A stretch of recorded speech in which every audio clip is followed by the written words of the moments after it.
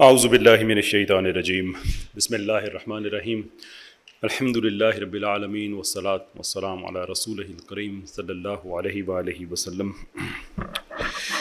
اچھا بھائی، یہ ہے کہ اس فتنے کے دور میں آپ ہمیں بتائیں کہ مومن کی اصل طاقت کہاں سے آتی ہے۔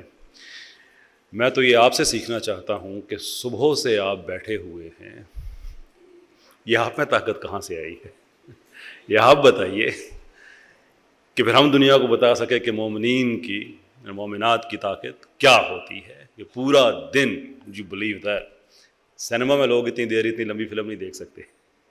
اللہ تعالیٰ آپ کو جزائے خیر دے کہ واقعی اس فتنے کے دور میں آپ لوگوں نے یہ وقت دیا۔ اللہ تعالیٰ اس کا لمحہ لمحہ اپنے حضور قبول کرے، اور جو کچھ بھی خیر آپ یہاں سے لے کے جائیں اس کا کچھ نہ کچھ حصہ آپ کو آگے بانٹنے کی توفیق دے، اور اسی کو آپ کے لیے آخرت میں بخشش کا سامان بنا دے۔ بھائی یہ دقت آپ کو بار بار ہوتی رہے گی۔ میں نے اب یہ بات کہنا چھوڑ دی ہے۔ پہلے میری تقریباً ہر لیکچر، ہر عرضداشت کا آغاز یہاں سے ہوا کرتا تھا کہ میں مرد ہوں اور میں شادی شدہ ہوں، اور شادی کے بعد ہم مردوں کی آواز کا پست ہو جانا ایک فطری امر ہوتا ہے۔ اس لیے اگر آپ کو یہ دقت ہوئی تو مجھے بتائیے گا، میں اپنی آواز کو اور بلند کر لوں گا، کیونکہ یہاں میں کر سکتا ہوں ایکچولی۔ اگلا قدم اور مومن کا کانفیڈنس یہ کہاں سے آتا ہے، اور اگلا قدم کیوں؟ It's a very inspiring thing جو لکھی ہے پیچھے آپ کے جو مجموعی طور پہ جو موٹو پروگرام کا، کہ کامیابی کی طرف اگلا قدم۔ تو سب سے پہلے جو فلسفی آف سکسیس ہے اس کا اگلے قدم کے ساتھ کیا تعلق ہے، سب سے پہلے ہمیں یہ سمجھنا ہوگا۔ اللہ تعالیٰ نے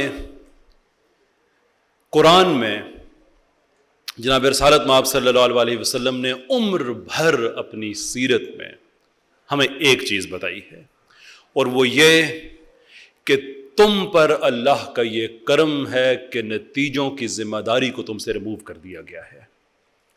تم سے اللہ تعالیٰ نے نہیں پوچھنا کہ تمہاری کوشش کا کیا نتیجہ ہوگا۔ سو اللہ کہتے ہیں کہ لوگوں کو رستے کی طرف بلاؤ، نہ کہ لوگوں کو منزل پہ لے کے جاؤ یا منزل کی طرف بلاؤ۔ What is the difference؟ Philosophically psychologically فرق کیا ہے رستے میں اور منزل میں؟ یہ بڑا باریک نقطہ ہے کہ دیکھیے، اگر تو کرائیٹیرین یہ ہو کہ آپ نے منزل پہ پہنچنا ہے اور آپ کی کامیابی اور ناکامی کی ڈٹرمنیشن اس پوائنٹ پہ ہوتی ہو کہ آپ منزل پہ پہنچے ہیں یا نہیں پہنچے، تو پھر بھلے آپ ہزاروں میل سے کیوں نہ چلتے ہوئے آئیں، اگر آپ منزل سے 2 قدم پہلے بھی تھک جاتے ہیں، گر جاتے ہیں، ہار جاتے ہیں، تو آپ کے 10,000 میل، ہزاروں میل جتنا بھی آپ نے سفر کیا وہ سارے کا سارا رائے گاں جائے گا، اس لیے کہ کرائیٹیرین کیا تھا؟ منزل پہ پہنچنا۔ اگر آپ منزل پہ نہیں پہنچے تو جتنا مرضی سفر آپ نے کیا اس کی کوئی اہمیت نہیں۔ اللہ کیا کہتے ہیں؟ رستے کی طرف۔ تو رستے کی طرف میننگ کہ رستے میں جوں ہی آپ کا پہلا قدم پڑا آپ کامیاب ہو گئے۔ That is the philosophy of success۔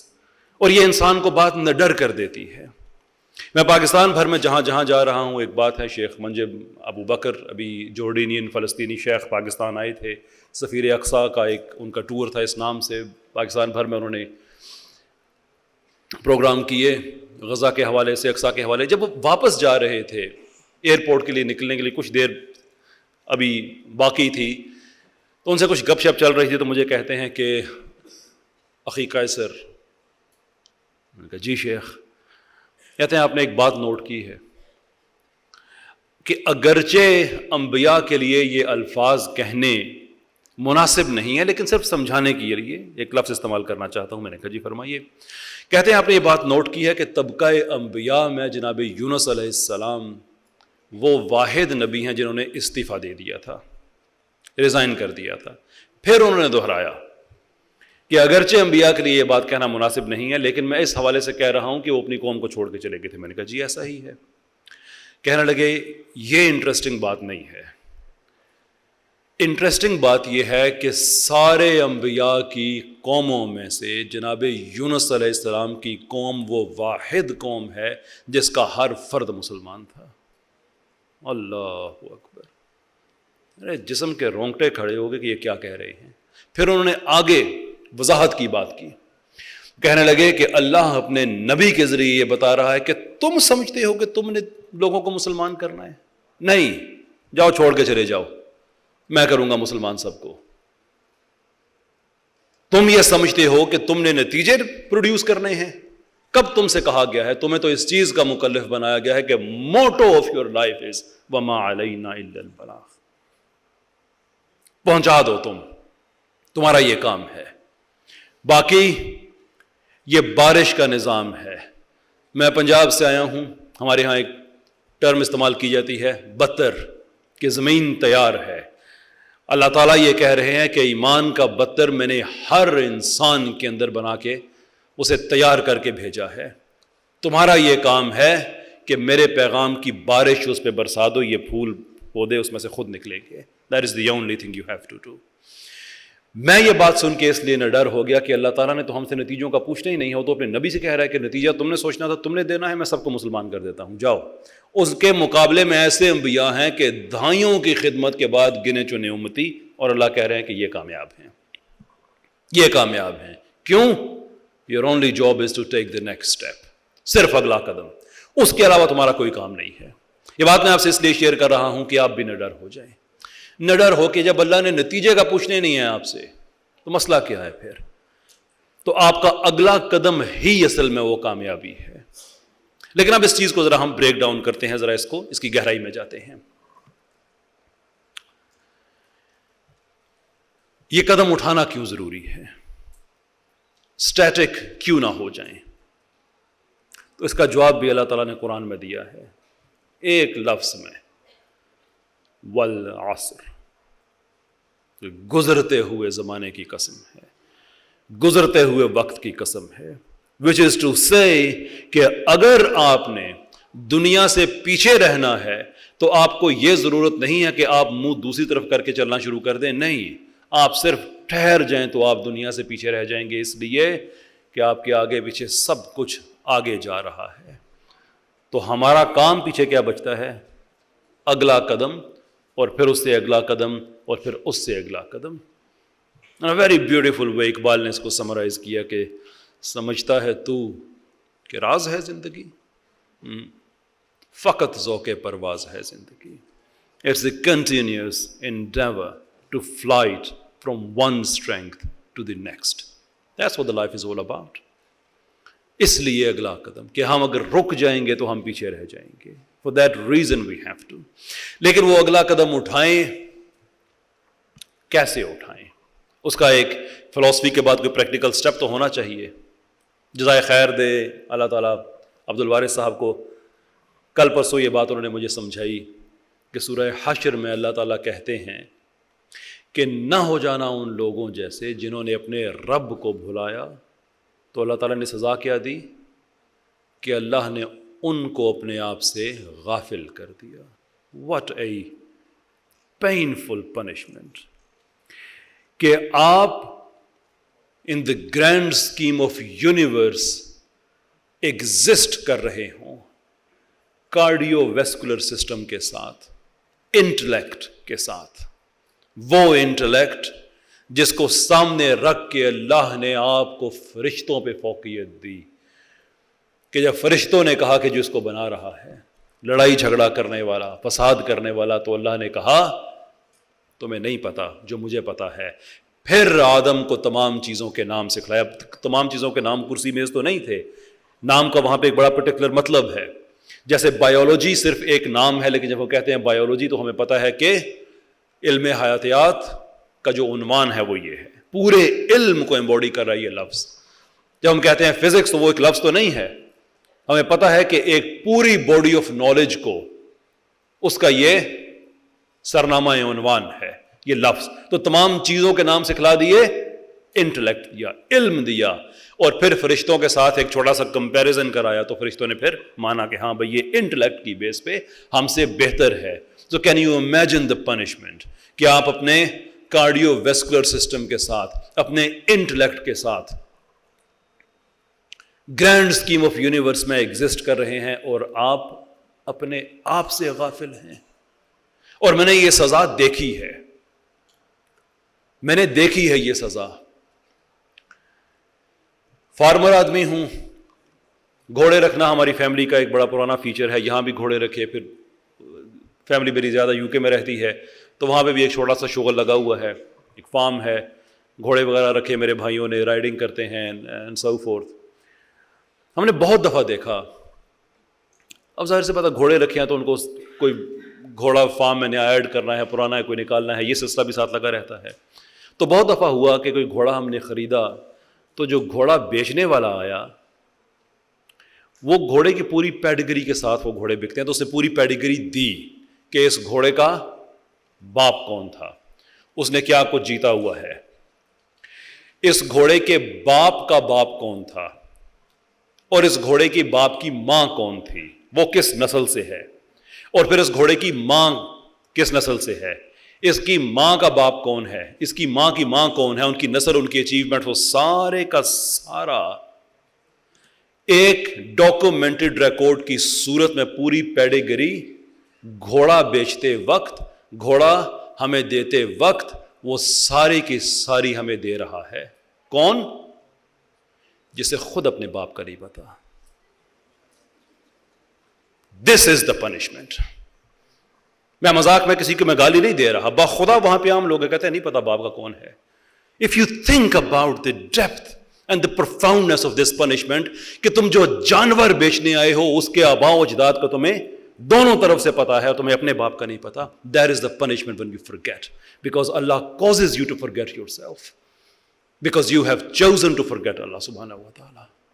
تو اگلا قدم جو ہے اس کا تعلق جو مجھے عبد الوارث صاحب نے بات سمجھائی تھی کہ وہ جو اقبال کا فلسفہ خودی ہے وہ اس آیت پہ ہے بقول اقبال کے کہ میں خودی پہ اس لیے اتنی بات کرتا ہوں کہ اللہ کہتا ہے کہ یور خودی از یور روٹ، یہ پاتھ وے ہے تمہارا کامیابی کی طرف، یعنی کہ مجھ تک آنے کے لیے. مجھے بھلاؤ گے تو میں یہ روٹ ختم کر دوں گا.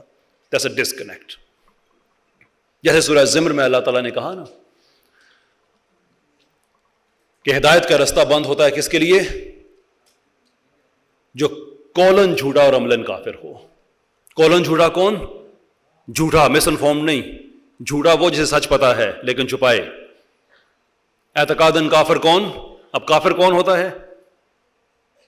وہ نہیں جو مس انفارمڈ ہوتا، جو چھپاتا ہے. اگین میں کسان ہوں، میں اپنی بات کر سکتا ہوں، کسانوں کو بھی کافر کہا جاتا ہے کہ بیج کو زمین میں چھپاتے ہیں. ایک ٹرم استعمال کی جاتی ہے کہ حقیقت پتہ ہونے کے باوجود. تو انسان کی زندگی میں دو چیزیں موسٹ امپورٹنٹ کیا ہیں؟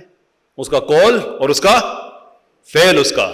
تو اللہ تعالیٰ کہتے ہیں کہ یہ دونوں چیزوں میں سے کوئی ایک در بھی کھلا رکھو گے تو ہدایت کا دروازہ تم پہ بند نہیں ہوگا.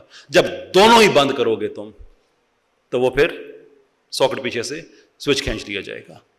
That is the idea. جو اگلے قدم کی بات کر رہے ہیں کہ it is all about your خودی، وہ رستہ ہے، اگلا قدم آپ کا رستہ ہے، آپ کی خودی. لیکن خودی کیسی؟ میں نے اقبال کا ذکر کیا تو اقبال نے ہی بتایا کہ وہ اگلا قدم انسان کا کس طرح کا ہے اور خودی اس کی کیسی ہونی چاہیے. وہ کہتے ہیں کہ زندگانی ہے صدف اور قطرۂ نیساں ہے خودی. وہ صدف کیا کہ جو قطرے کو گوہر کر نہ سکے، ہو اگر خود نگرو خود گرو خود گیر خودی، تو یہ بھی ممکن ہے کہ تو موت سے بھی مر نہ سکے. امپورٹنٹ کوالٹیز خودی کی کہ زندگانی ہے صدف، قطرۂ نیساں ہے خودی. کہ زندگی آپ کی ایک سیپ کی طرح ہے اور اس میں جو خودی ہے وہ ایک رو مٹیریل کی طرح ہے، قطرۂ نیساں کی طرح ہے، بارش کے اس قطرے کی طرح ہے جو سیپ میں جا کے موتی بنتا ہے. یعنی کہ آپ کو خودی کے رو انگریڈینٹس دیے گئے ہیں، اس کی ڈش کو آپ نے خود بنانا ہے اپنی زندگی سے. اور زندگی کی سکسیس کا کرائٹیرین کیا ہے کہ وہ زندگی، یعنی وہ زندگی ہے ہی کیا؟ وہ زندگی کیا جو قطرے کو گوہر کر نہ سکے، اس پانی کے اس رو انگریڈینٹ خودی جسے وہ پریکٹیکلٹی میں لا کے اگر خودی کو کمپلیٹ نہ کر سکے تو اس زندگی کا فائدہ ہی کیا ہے؟ That is the utmost test of your life. اور پھر آگے بتاتے ہیں کہ ہو اگر خود نگرو خود گرو خود گیر خودی. تین کوالٹیز کہ خودی ہما گیر بھی ہو، خودی سیلف سسٹینڈ بھی ہو، اور خودی ایسی ہو جو کسی اور چیز پہ ڈیپینڈ بھی نہ کرتی ہو، پریشر میں آ کے کرمبل نہ کر جاتی ہو. میں پنجاب سے آیا ہوں تو مجھے اجازت دیں میں اگر اس میں تھوڑا سا ایک پنجابی کا بھی ایک ٹچ ایڈ کر سکوں آپ کی اجازت سے. یہ بلے شاہ صاحب کہتے ہیں, میاں محمد بخش صاحب, یہ پھنس گئی جان شکنجے اندر.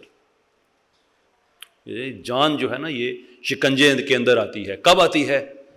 جدوں آیا بیلن وچ گنا, رو نو کہ ہن روے محمد, ہن روے تے منا. اوئے ہوئے, یہ گنا جو ہوتا ہے نا, گنا, اس کی ساری اکڑ اس کے رس کی وجہ سے ہوتی ہے.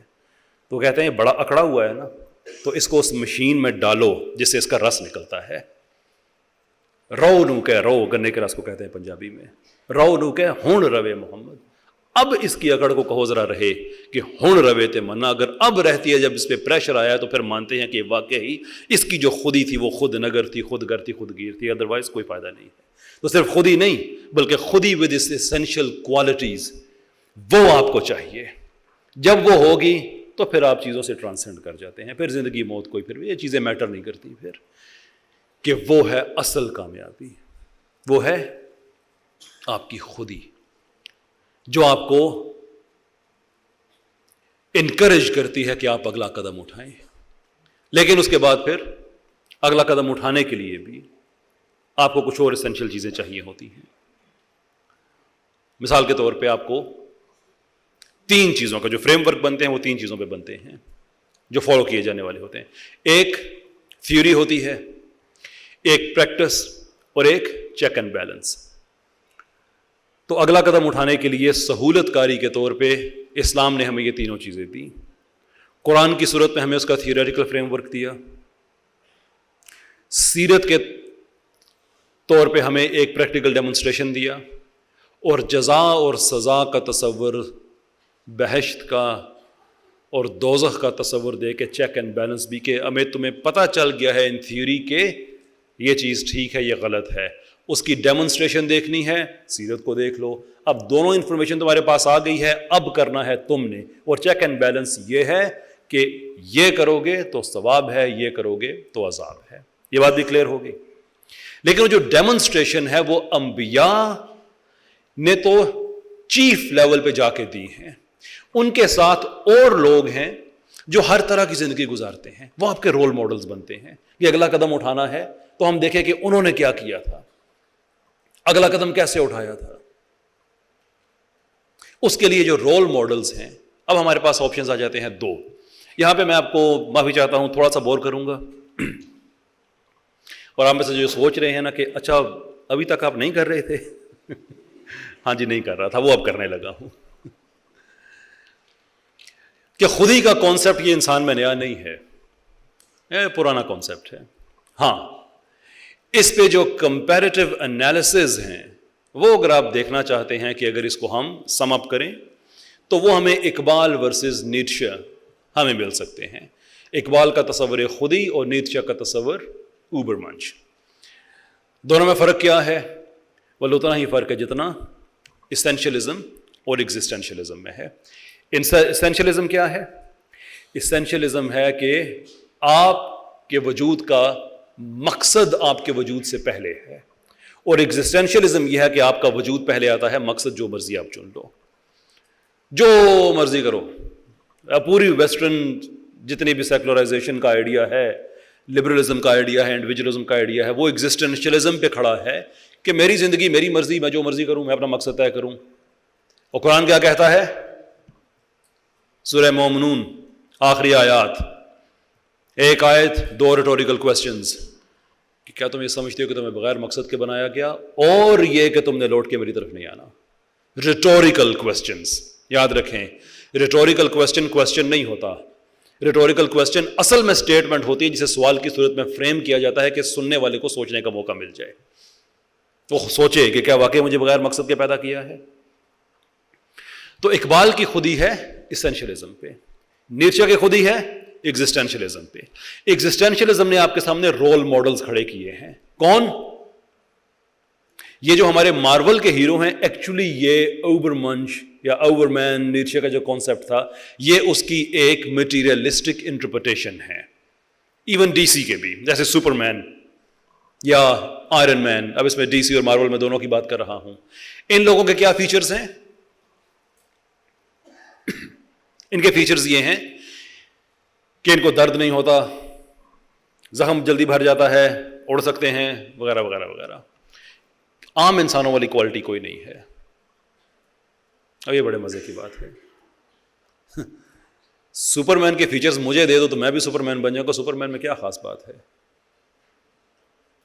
بھائی کیپٹن امریکہ کے فیچرز مجھے دے دو, میں بھی بن جاؤں گا کیپٹن پاکستان. کیا خاص بات ہے اس میں بھائی؟ وہ فیچرز ہیں نا, لگا دو کسی میں بھی. یہ ہے ایگزسٹینشلسٹ رول ماڈل. اور جو ایگزسٹینشلسٹ رول ماڈل ہیں وہ بتاتے ہیں کہ اگلا قدم آپ نے کیسے لینا ہے. مصنوعی فیچر ساتھ لگا کے نہیں, تپتی ہوئی ریت پہ, تپتے ہوئے پتھر پہ غلام ہو کے, بلال تمہارا نام ہے, اوپر سے مار رہے ہیں اور کہہ رہے ہیں کہ اب کرو انکار, تو آگے سے کہتے ہیں احدن احد. کوئی کیپٹن امریکہ والا فیچر نہیں ہے, کوئی سپر مین والا فیچر نہیں ہے, لیکن ہمیں بتا رہا ہے کہ اگلا قدم لینا ہے تو کیسے لینا ہے. یہ تمہارا رول ماڈل ہے. رول ماڈل ہے کہ فائنینشل اعتبار سے جو بدترین طبقہ ہے, یعنی کہ پسا ہوا طبقہ, کہ جناب رسالت آپ صلی اللہ علیہ وسلم کے ساتھ کچھ صحابہ تھے جو ویل آف تھے, جیسے حضرت ابوبکر صدیق رضی اللہ تعالیٰ عنہ ہو گئے, لیکن وہ بھی سوشلی اتنے کمزور کر دیے گئے کہ ان کو ہجرت کرنی پڑی. طاقتور بندہ ہجرت نہیں کرتا, اپنے شہر میں رک کے دکھاتا ہے کہ جو بگاڑنا ہے بگاڑ لو. نہیں, مجبور کیا گیا, چرواہوں کو مجبور کیا گیا, غلاموں کو مجبور کیا گیا, ایون جو دولت مند تھے ان کو مجبور کیا گیا کہ کرو ہجرت. اور بدر میں ان لوگوں کے سامنے لا کھڑا کیا جنہوں نے ان کو مجبور کیا تھا. تو قدرت کیا دکھا رہی ہے کہ اگلا قدم اٹھانے والے اگر رول ماڈلز چاہیے تو وہ ہیں کہ جن کو مجبور کر کے شہر سے باہر نکال دیا جائے بغیر کسی فیچر کے, وہ پھر بھی اٹھ کے کھڑے ہوں اور بتائیں ہم نے اگلا قدم لینا ہے. کوئی ہمارے پاس مٹیریلسٹک فیچرز نہیں ہیں, نہ اڑنے کی صلاحیت ہے, نہ درد جلدی ختم ہونے کی صلاحیت ہے, نہ ہی ہم بلٹ پروف جسم رکھتے ہیں, نہیں. لیکن ہم تمہیں بتائیں گے کہ اگلا قدم کیسے اٹھایا جاتا ہے. تو اگلا قدم اگر اٹھانا ہے تو اپنے رول ماڈلز طے کرنے کے وہ کون ہیں. رول ماڈل کی بڑی اہمیت ہوتی ہے سوسائٹی میں. یہ جو ہماری یہ جو کاسمیٹکس, ایستھیٹک بیوٹی, یہ جو انڈسٹری ہے, یہ رول ماڈلز کریٹ کرتی ہے کہ اس کے ذریعے آپ کریم خریدیں گے, پاؤڈر خریدیں گے, اینڈ سو فورتھ, لوشنز جو بھی ہے, کیونکہ رول ماڈلز کو ان کی اہمیت کا پتہ ہے, اینڈ they impress you. لیکن جس دن آپ کا رول ماڈل بن جاتا ہے وہ بلال جو تپتی ہوئی ریت میں گرم پتھر کے نیچے بھی رہ کے کہتا ہے کہ بھئی اللہ ایک ہے, جس دن وہ حسین ابن علی بن جاتا ہے جو آپ کا رول ماڈل کیپٹن امریکہ نہیں بلکہ صحرائے کربلا میں ایک بے گور و کفن لاش جس دن آپ کی رول ماڈل بنتی ہے, آپ کو پتا چلتا ہے کہ اگلا قدم کیسے اٹھانا ہے. Because that is how you do it. Feature تو کسی کو بھی لگا دو, اگلا قدم نہیں اٹھائے گا تو کیا کرے گا؟ فیچر اٹھانے کے لیے جو اللہ کے رسول صلی اللہ علیہ وسلم نے کہا, حدیث مفہوم اس کا, یار بڑی جلدی کر دیتے ہو تم لوگ, تم سے پہلے والے لوگوں کے سروں پہ آرے چلے تھے, لوہے کی کنگیاں چلی تھیں ان کے جسموں پہ, but they knew کہ ہم نے اگلا قدم اٹھانا ہے تو کیسے اٹھانا ہے. سو آخری بات کہہ کے میں آپ سے اجازت چاہوں گا کہ پریکٹیکلی جو ہمارا اگلا قدم ہے, یہ اذان انسٹیٹیوٹ, اللہ تعالیٰ ان کو جزائے خیر دے, میں باہر بھی بات کر رہا تھا کہ جو مین چیز ہے کہ اب تھیوری نہیں, اب اٹھنا ہے, اگلا قدم اٹھانا ہے. کیوں اٹھانا ہے؟ مجھے جتنا دین سمجھ آیا ہے, میں اس کی روشنی میں غلط ہو سکتا ہوں, لیکن مجھے جتنا دین سمجھ آیا ہے میں اس کی روشنی میں اللہ کی قسم اٹھا کے کہتا ہوں کہ اگلا قدم نہ اٹھانے کا حساب لیا جائے گا, کہ اللہ نے اپنی محبوب ترین چیز اپنا رسول صلی اللہ علیہ وسلم ہم جیسوں کے حوالے کر کے ان سے کہا کہ یا ایھا المدثر قم, کھڑے ہو جائیے, کھڑے ہو جائیے. اور نبی کھڑے ہوئے کب؟ جب ان کو اس زمانے کی ساری سہولتیں اویلیبل تھیں جو کہ آفر کی گئیں, عورتیں, حکومت میں حصہ, پیسہ. انہوں نے کس کے لیے وہ اٹھے؟ ہمارے لیے اٹھے یا نہیں؟ یہ تو میری ذات تک چیزیں ہیں. مجھے قیامت تک ایک دین دے کے جانا ہے, ایک نظام دے کے جانا ہے, and I am going to stand up. یہ تبادلہ ہے کہ رسول اگر تمہارے لیے اٹھ کے کھڑے ہوئے ہیں تو امتیوں کو رسول کے دین کے لیے کھڑا ہونا پڑے گا, پھر کھڑا ہونا پڑے گا. میری دعا میں جہاں جہاں جاتا ہوں, لوگ مجھ سے, آج سیلفی کا زمانہ ہے لیکن لوگ پھر بھی آٹوگراف لیتے ہیں کہ ساتھ کوئی جملہ لکھتے, تو میں ہمیشہ ایک ہی جملہ لکھتا ہوں کہ میرے بیٹے میری بیٹی, اللہ تم پہ راز قم کو کھول دے کہ یہ کتنی بڑی چیز ہے. خدا نہیں پتا لوگوں کو یہ کتنی بڑی چیز ہے. تو اگلا قدم آپ کا کیا ہے؟ Work on your micro civilisation. Micro civilisation آپ کی فیملی. آج جس دور میں ہم رہ رہے ہیں, ٹرانسجینڈرز, لبرل, سیکولرز, وہ اوپنلی کہہ رہے ہیں کہ we are coming for your children. اور ہمارا جواب کیا ہونا چاہیے؟ Try that. کوشش کر کے دیکھو. اگر میری فیملی کا ایک ڈیفینسو میکنزم اگر تم پینیٹریٹ کر کے میرے بچوں تک آ سکتے ہو تو تمہیں شرم نہیں آنی چاہیے, مجھے شرم آنی چاہیے. مجھ پہ راز قم کیوں نہیں کھلا بھائی؟ تو جو پہلا قدم ہے ہمارا, اپنی مائکرو سیولائزیشن, اپنی فیملیز کو جا کے اس طرح سے کنیکٹ کریں دین کے ساتھ کہ ان کو پتا ہو کہ یہ نماز روزہ یہ تو انٹری پوائنٹس ہیں, یہ تو کسی اور چیز کے لیے ہے. ہم جب لا الہ الا اللہ کہتے ہیں تو ہم صرف یہ نہیں کہہ رہے کہ صرف اللہ کے سوا کوئی عبادت کا لائق نہیں, بلکہ ہم یہ کہہ رہے ہیں کہ اللہ کے احکام کے علاوہ کسی کا حکم ماننے کے لائق نہیں. یہ صرف یہ تو نہیں ہے کہ توحید اللہ کی کہہ دی اور اس کے بعد پھر جہاں مرضی جو اس کو مرضی مان لو, فلاں کی فنڈنگ کے لیے دین بیچ دو, فلاں کے لیے یہ کر دو. جتنا آج ہماری لوگ ہمیں بتاتے ہیں, سیاست میں بیٹھے ہمارے, میں بہت زیادہ اس پہ بات نہیں کرنا چاہتا, فلاں قانون چینج کر دیا تو فنڈنگ رک جائے گی, وہ یہی شرک ہے. اپنی فیملیز کو اس طرح سے تیار کرو کہ حشر کے دن جب اللہ کے رسول صلی اللہ علیہ وسلم پوچھیں کوئی تحفہ میرے لیے لائے ہو تو اپنی اولادوں کو آگے کرو, یا رسول اللہ راز قم ہم پہ کھلا تھا صلی اللہ علیہ وسلم. میرا توبہ ہے کہ میں نے یہ وہ امتی تیار کیا ہے جس کے لیے آپ نے رو کے دعائیں مانگی ہیں. شیخ ارسلان کو اللہ سانس سانس ان کو اجر دے, ان کا یہ جملہ. میں آخری بات کہہ کے اپنی بات ختم کر رہا ہوں.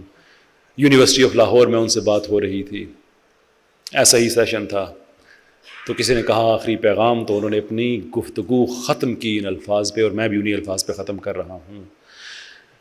ہمت نہیں ہارنی کہ تم عام لوگ نہیں ہو, پتہ ہے کتنے تم خاص لوگ ہو. تم وہ لوگ ہو جن کے لیے اللہ کے آخری رسول نے رو کے دعائیں کی ہیں. That is your next step.